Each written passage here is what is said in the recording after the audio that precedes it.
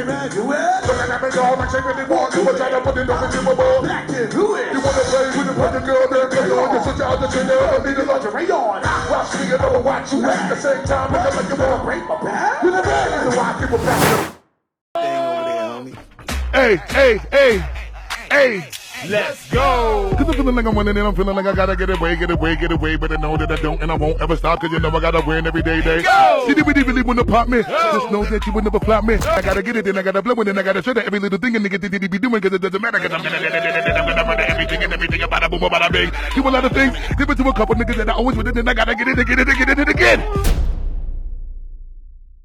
Busta Rhymes is one of the most iconic names in the rap industry today. He came up in the late 90s and early 2000s and played a huge part in the shaping of the face of rap. Many people consider him a legend as he has a distinct style that sets him apart from other rappers. Once Busta hops on a beat, his unique flow and Jamaican style immediately stand out, and his distinctive gravelly voice grabs your attention instantly. Come on. Come on. While you adding shit, I'm alright.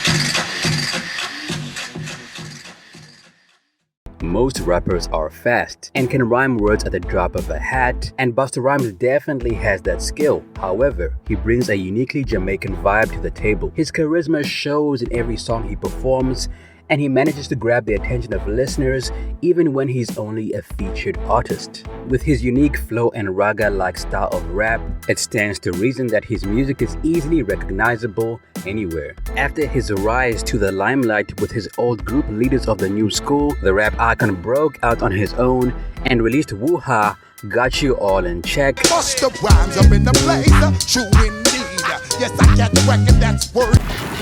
A single that went on to become one of his best performing hits and rocketed him to the forefront of the rap scene. He slowly took over the rap game by releasing a slew of best-selling albums before eventually signing with the massively popular Cash Money Records. The label was known for launching the careers of artists that would eventually become superstars, but Busta Rhymes had already achieved that on his own, so it left a lot of people wondering why he chose to sign to Cash Money.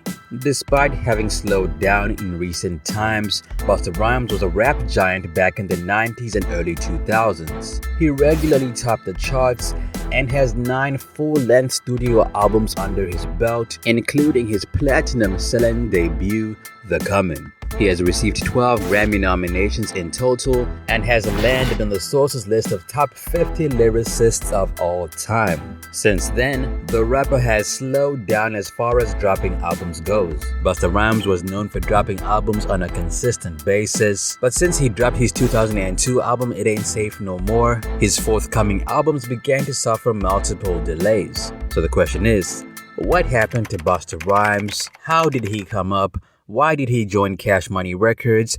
And more. What up guys, Ali here and welcome to Ali Talks Music. Add me on Instagram at Ali Talks Music as well. And don't forget to subscribe and hit the notification bell. Now let's get into the video.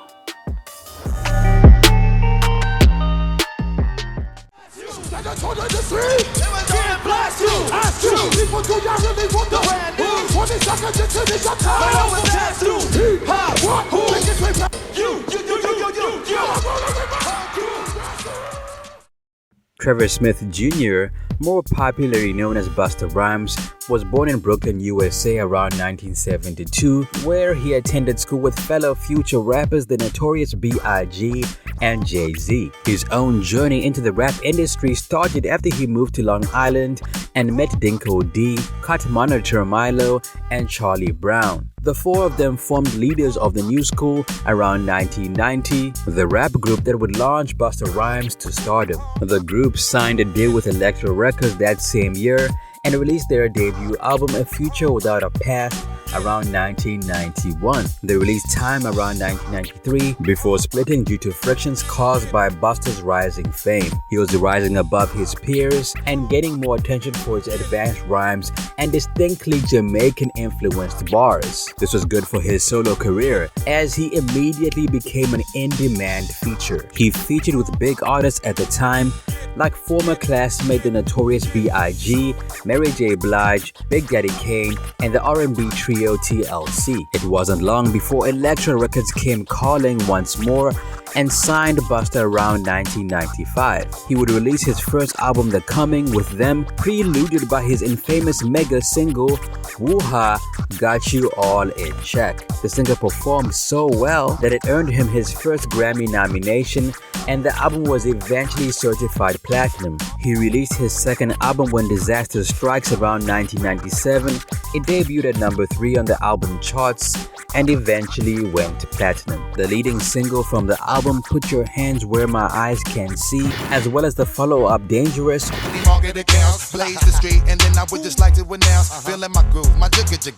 earned Busta Rhymes 2 more Grammy nominations. Extinction Level Event was released around 1998, earning him 3 more Grammy nominations and being certified platinum. Anarchy was released around 2000 and was also certified platinum. That's 4 platinum albums and 6 Grammy nominations from 4 albums, and you wonder why he has so many fans. Following the release of his 4th album, Busta Rhymes parted ways with Elektra Records and joined J Records. He released his 5th album Genesis with the new label. The latest album featured production collaboration with the iconic Dr. Dre and featured the mega hit Pass the Cavassier. It was eventually certified platinum too. He released It Ain't Safe No More around 2002, which was not as successful as his previous albums, but featured his hit single with Mariah Carey, I Know What You Want. Baby, if you give it to me, I'll give it to you. I know what you want.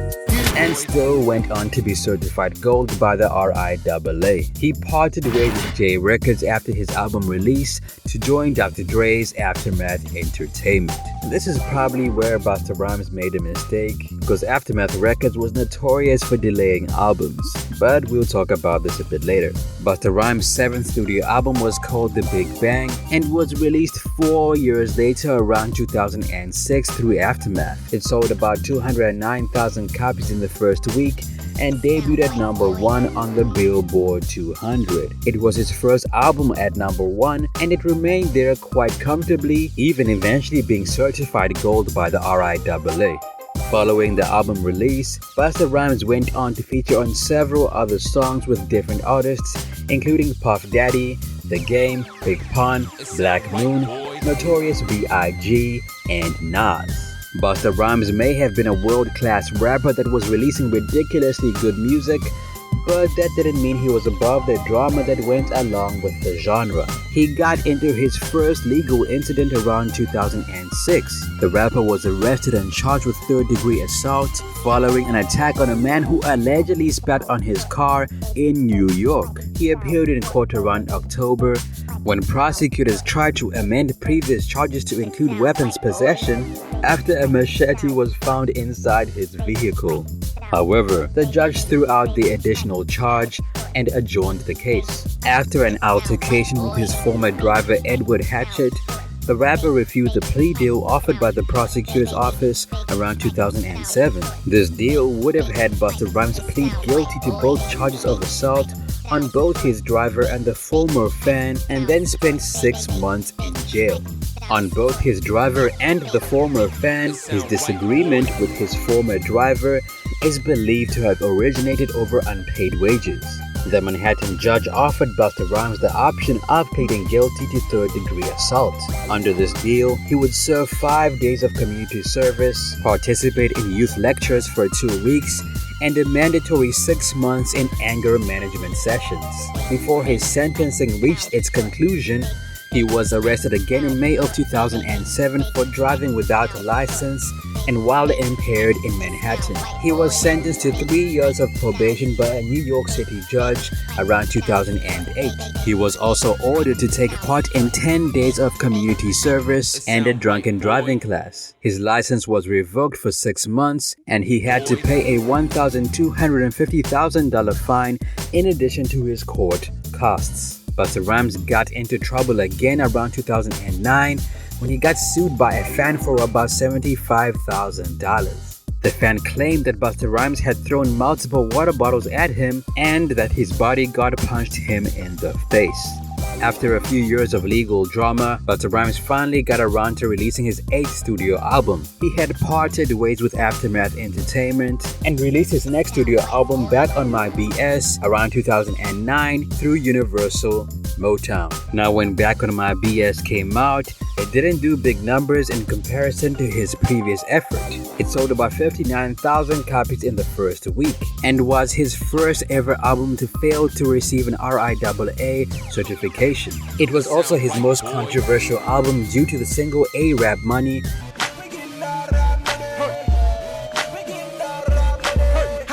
as the first chapter of the Quran was sung and sampled in the chorus. This was strictly prohibited by Arab law, and the album was banned in the UAE. One DJ, Steve Smooth Sutherland, was actually suspended from his show, Galaxy FM, after receiving multiple complaints when he played it. In response to the controversy, Busta released the following statement. Sometimes people like to twist things.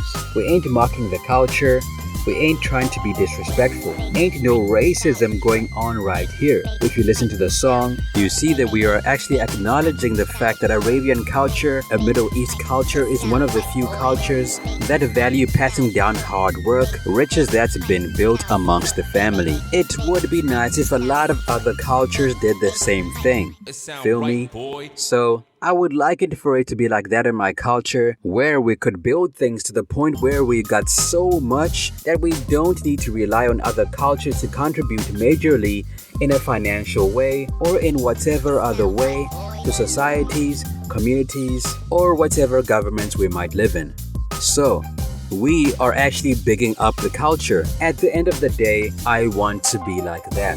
I think a lot of us want to be like that. Now, after dropping this album, Busta Rhymes took a bit of a break and tried to figure out how to put out the hits he did in his heyday. 5 platinum and 2 gold albums is still very impressive in my opinion. But after his 8th album failed to gain certification, he seemed to want some time off. Around 2011, it was announced that Busta Rhymes had signed with Cash Money Records. He was incredibly excited about the signing and spoke about the deal with MTV at the launch of Google Music Monday in 2011. I'm extremely proud to be aligned with Cash Money. It's an unbelievably groundbreaking deal.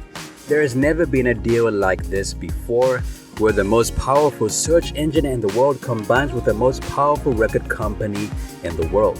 His decision was met with quite a high level of controversy. No one could understand why he would sign with them because he already had a successful 20-year career under his belt and he did not need to sign to Cash Money to escalate it further.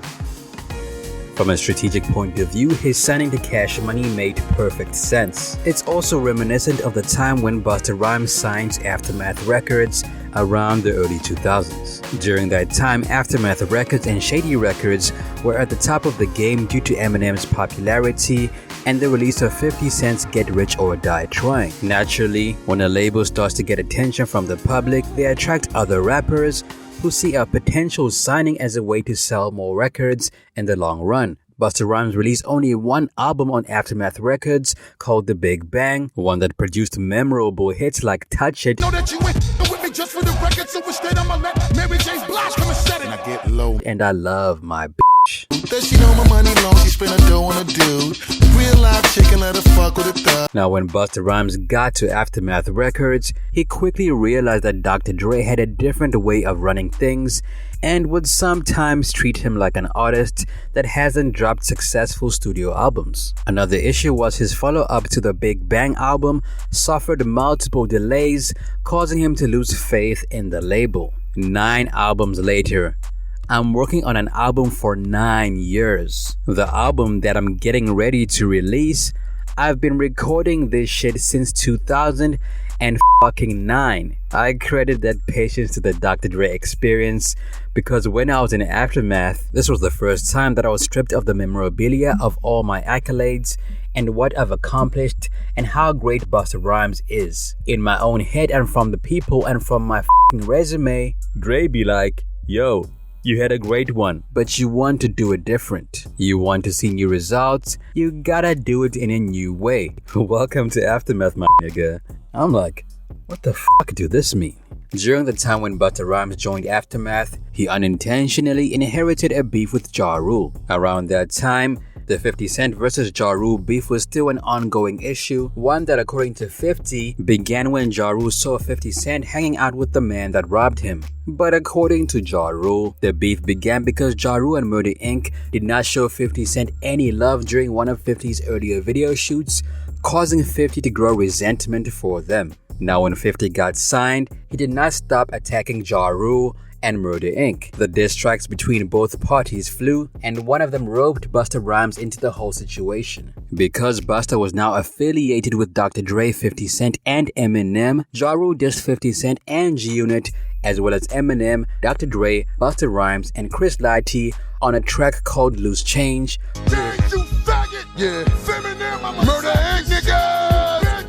Prompting Busta Rhymes to retaliate in the most vicious way. The track that came out in response from 50 Cent, Busta Rhymes, and Eminem was the deadly Hail Mary. 106 and Park fans don't even fucking respect you. It's kinda funny when I be pop when I fake like you. Initially, Busta Rhymes wanted to stay out of the beef, but once he heard Ja Rule go at him, he saw red. Now, Hail Mary is severely underrated as it contributed to the demise of Murder Inc. On the track, Eminem calls Ja Rule a Tupac imitator, a fake gangster, and a drug addict. 50 Cent calls Ja Rule gay and disses his facial features, and Busta Rhymes comes in with the last verse to finish the job. Ja Rule should have probably left Busta Rhymes out of this one.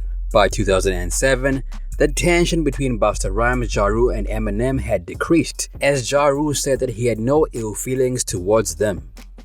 Now, his first single with Cash Money Records had him partnering with Chris Brown on the song Why Stop Now. Interestingly enough, the song Why Stop Now inspired the Busta Rhymes challenge. It's your boy Busta Rhymes back at it again. And truth be told, I really do want to see y'all do that on YouTube. I want to see everybody do that on YouTube. I want to see babies do it on YouTube.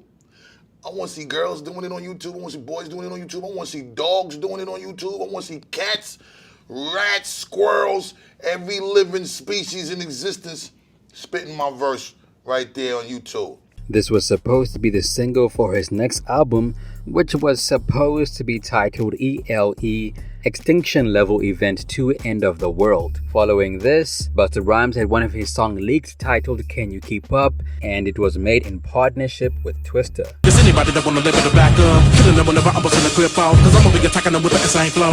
The promised collaboration with Google Music finally arrived in 2012. Surprisingly, it was not ELE2 that was released, but rather Year of the Dragon. It contained none of the singles that he had recorded for ELE2, and today is generally overlooked despite it being his 9th studio album. The album was free and featured appearances from Robin Thicke, Lil Wayne, Trey Songz, Mano, Gucci Mane, Rick Ross, and several other artists. He would also feature on the Fat Joe's Pride and Joy alongside Jadakiss and Kanye West. He then released a music video for Doing It Again featuring Reek the Villain. End up causing a gang of traffic. And yes, I'm doing it again in case you decide to ask it.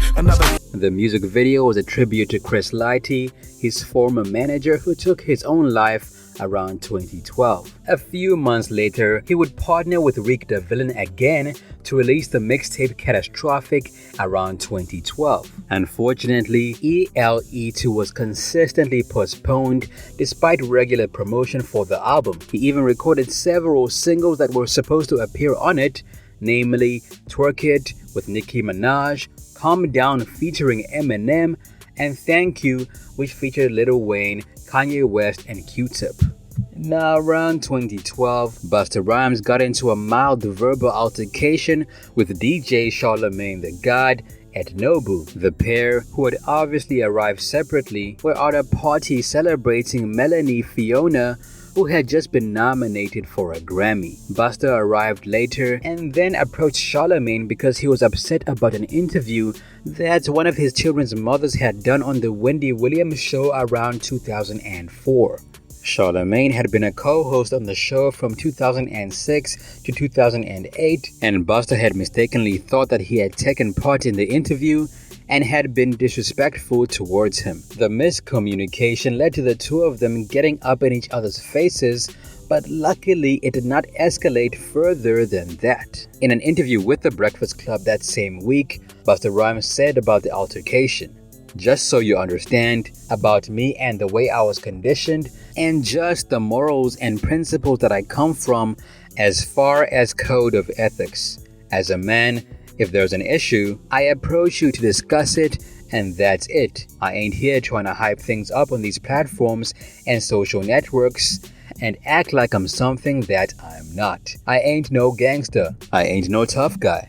I'm just a man, and I live by certain morals and I live by certain principles. And if those get violated, disrespected, or compromised in any way, we're gonna have to have a discussion. Simple as that." After a 2.5-year stint with Cash Money Records, Busta Rhymes announced that he was leaving the label around 2014. He cited creative differences between him and the label as the reason for the split, and also later admitted that it was also partially due to the death of Chris Lighty. "I was there with for 2 years, and the opportunity was a great opportunity at the time, because of the type of deal that was done. For me, with all this particular project and all of the sacrifice that went into it, recording the album for 5 years, I lost Chris Lighty making this album. I lost my father making this album. The I was putting into this album, I'm not compromising my vision for it. So if I feel like if, in the slightest way, we ain't facilitating everything necessary for the vision to be seen and executed in the way I'm envisioning the shit for the last 5 years, let me live and die in my own inequity."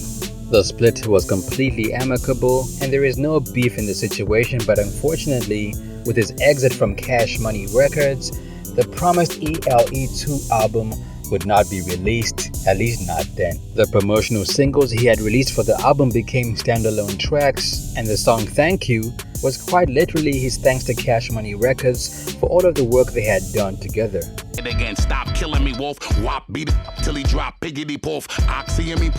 After leaving Cash Money Records, Busta Rhymes was relatively silent and did not release or appear on a song until around 2015, and his features thereafter were not as regular as they had been in the early 2000s. Busta's next claim to fame did not come from music or TV. A small uninhabited lake island in Massachusetts was named after him. The island was named Busta Rhymes Island unofficially by a resident because it had rope swinging, blueberries, and stuff Busta would enjoy. Despite attempts to make it official, regulations made it impossible for the name to become legal, and the attempt was dropped. Busta featured Kelly Rowland and Missy Elliott on his next single, Get It. The single was released through Epic Records around 2018. He also featured on Azealia Banks' Fantasia 2, The Second Wave, on the track Tastes State. Boxes and casket, you 3 of them, bury the boxes, my loose screw niggas, and let them freeze up. Now around 2018, 50 Cent decided to troll Busta Rhymes. Despite both rappers having a good history together, they had a beef in 2018 following an Instagram post where 50 claimed that Busta had the strongest neck in hip-hop history. The post was captioned, "And the award for the strongest neck in hip-hop goes to Busta Bus. Yay." LOL. He followed up with another post of Busta Rhymes with a bleeding head wound from when he fell off a stage in 2014. He captioned the post, "This was God sending Busta Rhymes a message. I think he wants him to slow down on the drinking. You can't drink and shake your head that fast, man. Positive vibe." Busta Rhymes took a while to reply. However, when he did, he came in swinging hot. Following the theme of dissing based on physical appearances, he said, "Damn, I'm just paying attention to what's going on because I've been busy finishing this new album. I heard your ass was acting up, my brother, at 50 Cent. Your tough look looks funny as hell. You tight button face having ass. You look like you were smelling shit. Like your bandana stink. You rancid face looking ass motherfucker." Then he took a smashing hit at 50's rap, saying, "You starting with me for? That's why I'ma keep busting your ass in every fucking body else on every stage. You deflated tire performing face ass nigga." 50 came back with a tweet saying, "Busta Rhymes is mad at me because I said he has the strongest neck in hip-hop. But he got the strongest neck I ever seen. F it. LOL. Both artists later came out to say that the posts were all in good fun and there was no beef between them, with 50 Cent deleting the post that sparked the drama. As referenced in the posts, Busta announced that he was finishing up with his latest album with Dr. Dre around 2019. Busta Rhymes would even go on to appear on the 4th season of a TV show called The Masked Singer as Dragon. However, Busta Rhymes was eliminated in the very first episode of the show.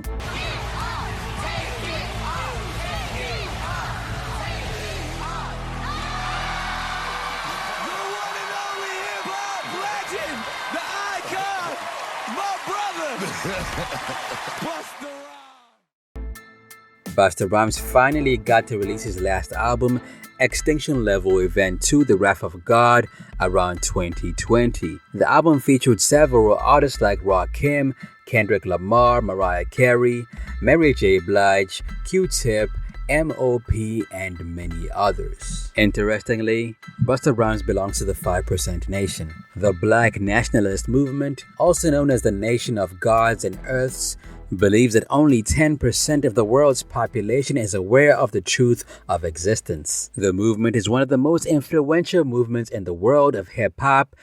You know, he created the 5% Nation of Islam, which is broken down, and the 5% is the rich poor, is the poor righteous teachers of the planet, and 85% is the mystery God believers and the slave to the mental, deaf, and power, and the ones easily led in the wrong direction and hard to be led in the right, and the 10% is the rich bloodsuckers of the poor. So those are like the ones that pretty much run things in government. Influenced the likes of Method Man, Jay-Z, Wu-Tang Clan, Rakim, and Busta Rhymes. Busta Rhymes has 5 children in total, but has rocky relationships with all 3 of their mothers and is single to date. His firstborn son was born prematurely around 1992, but unfortunately passed away, and Busta Rhymes seldom mentions him to the public. You can find Busta Rhymes on Instagram at Busta Rhymes, where he has about 4 million followers. Busta Rhymes is still very active both on social media and in the music industry. His music will also be featured in a new story-based expansion for the new GTA Online featuring Dr. Dre.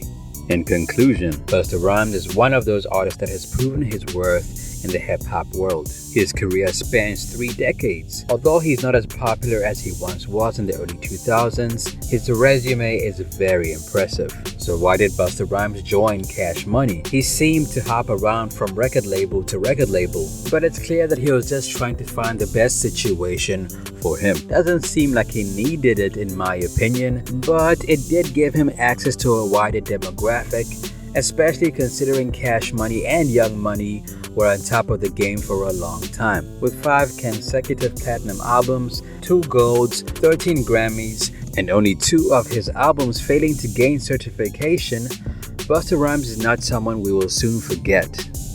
That's it for me. It's your boy Ali.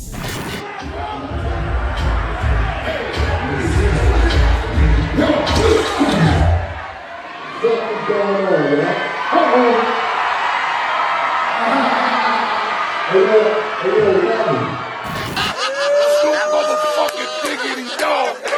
It was nice. Hey, I got that nigga gave it up to bro. You gave it up to the bro. Come on, Gio. Come on now. Come on, man. I think that's actually, I like that. I'm flowing like this. I can't, that's so go medallion flow. I'm flowing like this now. That's good now. Reaganomics was so crack the mothers and their babies. Things was running around with stolen shit to sell me crazy. Man, I took some shorts and a couple nickel cracks I gave them. We back in the kitchen now. Matter of fact, we've been in the kitchen, but the difference is I'm back in the motherfucking cook-up with my bro, Gonzalo. My brother. Gonzalo. Contreras. Yeah. Full course meal is almost ready. Gonna give y'all some hors d'oeuvres soon. Yeah. Happy New Year. Happy 2022. Stay tuned, motherfuckers. What happened to Busta Rhymes in your opinion? Let me know down below. Video requests? Be sure to let me know down below as well. Also add me on Instagram at OllyTalksMusic. New What Happened 2 video dropping next week. Till next time, peace.